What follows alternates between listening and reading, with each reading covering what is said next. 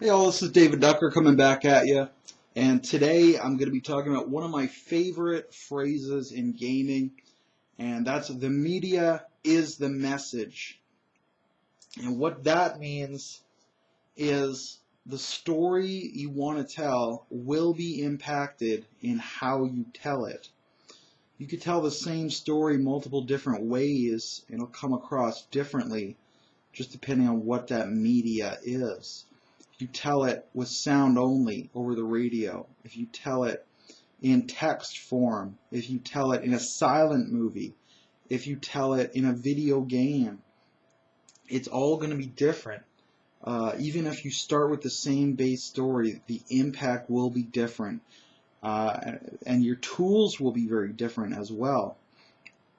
You know, over the radio, you're going to have only the tools of your voice, only the tools of sound effects. The silent movie, you know, you're only going to have the visual tools, the composition, the lighting, any visual special effects, body language. It's going to be tremendously important. You know, if you play like Pictionary or anything like that, and that reflects through to RPGs as well. You know, I yell at people all the time. I'm prolific about yelling at people. I have a very loud voice to start with, and I don't mind exercising my throat, my voice muscles. So I yell at people all the time. One of the things I yell at them about the most is, you know, why did you do that in your role-playing game? That's not what role-playing games do well. And usually I'm talking about power gaming and hack and slash gameplay. Because, you know, as a purveyor of role-playing games, as someone running a game, looking for players, you're competing against every other media. You're competing against them staying at home and watching TV, staying at home watching a movie, staying at home reading a book, going out and playing a sport, staying at home playing a video game, going out to a nightclub, having some dance, having some drinks. You're competing against so many other things. You need to be aware of that and cognizant of that. You really need to make your thing as good as it can be. Make your game as good as it can be. Look at what the media does well and really hone in on that. Find that niche, something that they cannot find anywhere else except role-playing games, or that they can't find as good anywhere else as role-playing games. So let's contrast you know, some of the things people try to do that I don't think they should be doing.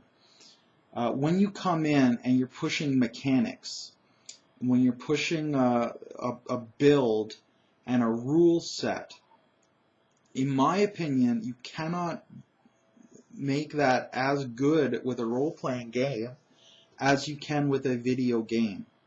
The video game, you can patch it so that it's balanced at all times, and if it's imbalanced, you can patch it without anyone noticing to tweak it. With a video game, you can have all of the mathematics done instantaneously. So you can have the most complicated system you can imagine, the most realistic, the most versatile, and you can plug that in, and all the calculations are done instantly. So it doesn't matter how complicated it really is. It's not going to impact your speed of play and your gameplay in there. Other things video games do very well that you can't really do with RPGs are things like their production values. They have special effects. They have maps that you can see and move around on tactically in real time. They have character models that can be unique for each non-player character. Voice actors, unique voice actors for each non-player character. So, you know, in a lot of these ways you can't compete with them. Tactically, you know, you can't buy every mini that you need. You can't customize every mini that you need. You can't easily keep up the flow of moving them on a tactical map as easily as a video game can. If you do terrain, your terrain can't be as good or as modular as they can be in a video game. So if you try to compete, if you say, oh, my game is good because The mechanics are great. You know, my game is good because it's tactically great. My game is good because it has great minis. My game is good because it has great terrain. You're setting yourself up for failure when you're competing against video games because they'll crush you in all those areas very easily. They'll just run you down. So to me, I say don't compete with them in that way. Find what you're good at and crush them in ways they can't compete against you. And don't worry about those things that you can't do well with that media. Don't worry about it. Leave it. You don't need it. You have other tools at your disposal.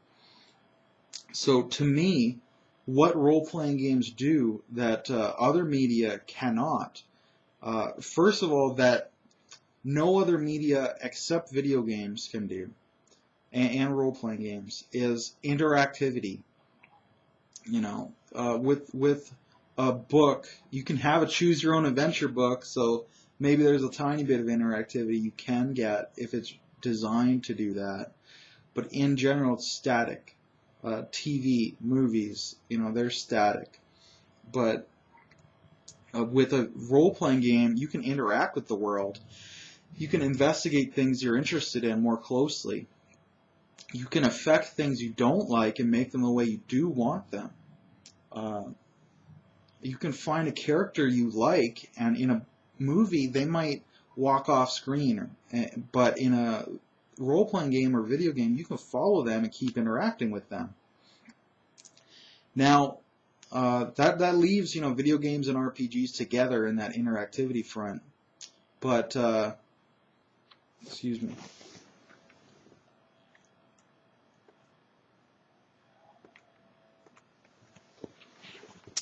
Sorry about that.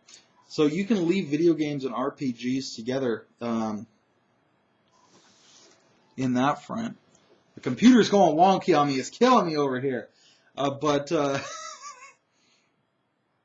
RPGs will triumph over video games because the amount of interactivity you can get out of a video game is limited by foresight, forethought, and programming from the developers, whereas the amount of interactivity in a role-playing game is only limited by your imagination and your improvisational skills, and to a degree your preparation. But it's essentially unlimited. You can talk to a character at length, ad nauseum. You can explore a world at length, ad nauseum, until your GM gets sleepy or gets fed up with you. You can interact with all of these things. You'll never hit an invisible wall. You'll never not have an option on dialogue tree. You can say whatever you want. You can side with whoever you want. You can decide the bad guy is more sympathetic. And team up with him, form a hot tag. You know, whether that's falling to the dark side or realizing you're on the wrong team, whatever it is, you can do it.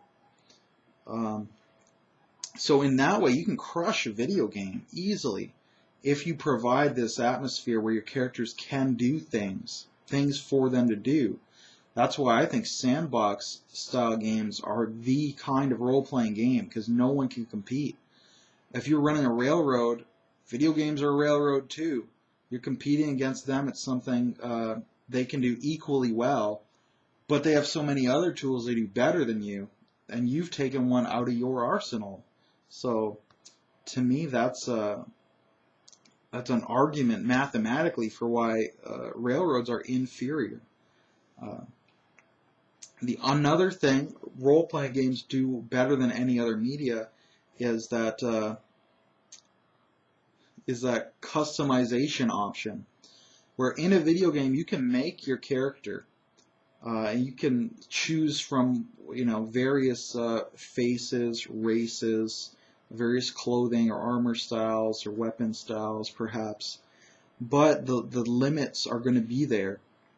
It's only what someone has thought of beforehand, only what they've programmed into the game beforehand. So if you come into Skyrim and you want to play a dwarf, you can't. It's not there.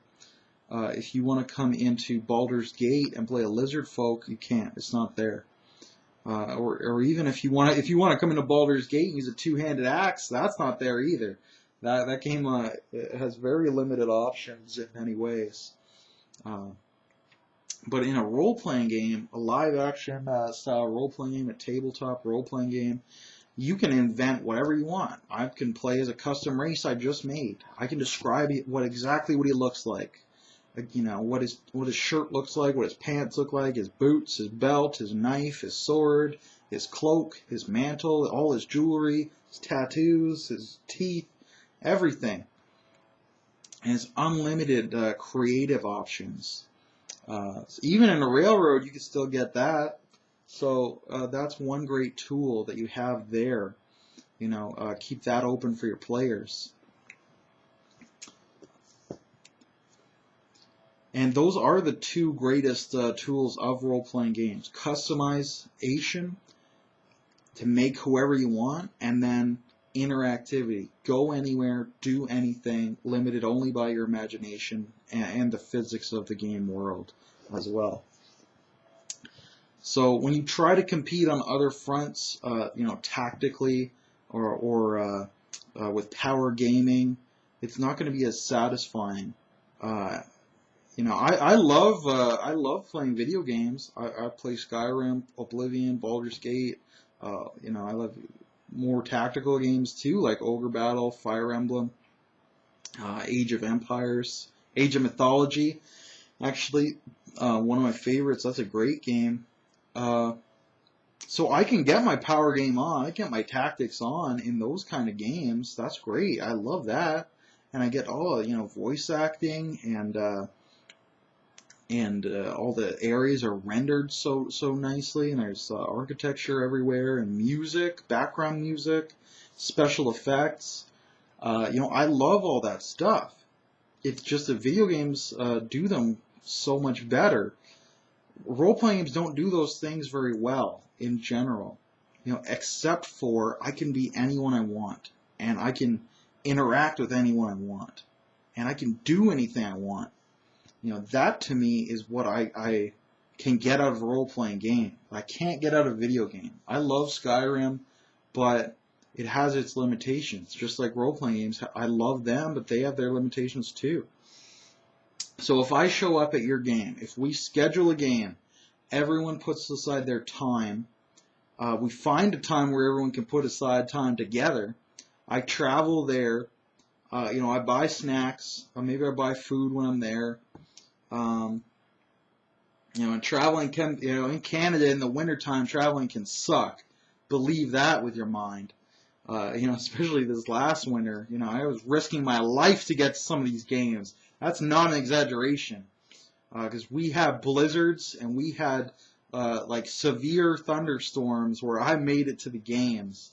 And I'm talking like thunderstorms where there's trees across the road, where there's no light anywhere because all the power has cut off. You know, so I made it to those games, and we played by candlelight, motherfucker.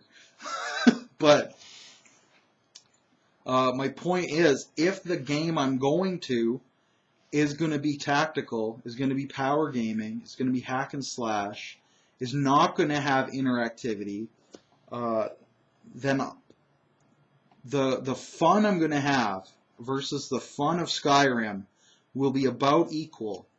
And with Skyrim, I can stay home in my pajamas and play it. Whereas, you know, getting to some of these games, I can't. It's a pain in the neck. So, if the end result is the same, I'm going to go with the path of least resistance, and I'm going to play Skyrim. Whereas if the end result is I can do something I can never do playing Skyrim, I'm going to find a way to get to that game. You know, Blizzard be damned if I'm going to go through the Blizzard, you know, and you know, have to layer up with you know, 4 layers of clothing and heavy jackets and balaclavas and mitts and boots. Then I'm going to get through there, and I'm going to get to the game because I can't get that experience out of Skyrim. I can't get it anywhere except RPGs. Go anywhere, do anything, engage in dialogue without a dialogue tree. You know, that's the magic of RPGs. If you play to that, you have no competition other than other RPGs. You're competing with all the other RPGs local to you, but you're not competing with Skyrim then. You're not competing with any video game or any film or any movie or book. You're just competing with others in your own media if you're taking advantage of that media. If you're not, if you're playing, let's pick on Dungeons & Dragons 4th edition. You probably can run it well, but the stereotype is you're playing it like a video game. So if you're competing against Dungeons & Dragons 4th edition and that, dungeon crawl, power game, tactical movement, now if you're doing that, if you're saying, I'm tactical, I'm a power gamer, I'm hack and slash, this is my style of game, well, you're competing against World of Warcraft, you're competing against Skyrim, you're competing against so many video games, it's not even funny. And I don't want that competition. I can't handle that. I can't take on the World of Warcraft, so I'm going to just compete against other local GMs. I'm going to have a role-playing game that you can't duplicate anywhere but a role-playing game, because I cannot, as one man, compete against BioWare and compete against these big companies, against Blizzard. So that's my rant on the media is the message. Let your media shape your message, how you tell it, and you're going to have a lot more fun. Your players will have more fun. You'll have more interest. Be more memorable. So I'd love to hear your feedback on things you can do in the game that you can't do in any other media. I know by Call of Cthulhu, brothers, we'll be talking about props. You can hand someone a letter. You find this in his pocket. Ooh, a letter. Or a magic wand. You can get lots of props that you can work with. And this tactile feeling, engage another sense. You can get smells going on in your game. Burn some incense. Or, get a stink bomb for stinking cloud. Or get some sulfur going on for your fireball. Or whatever it is. You can engage additional senses as well. But I'm going to sign off now. Leave your comments. Let me know what you think. Because I love to hear about it. I love to ramble, but I love to listen as well. I got 2 ears and 1 mouth. I might be deficient in the listening department. You should probably listen twice as much as you talk based on your own design. But I'm probably about equal, sadly. So I'm gonna sign off now. Everybody have a good day in YouTube land. Cheers.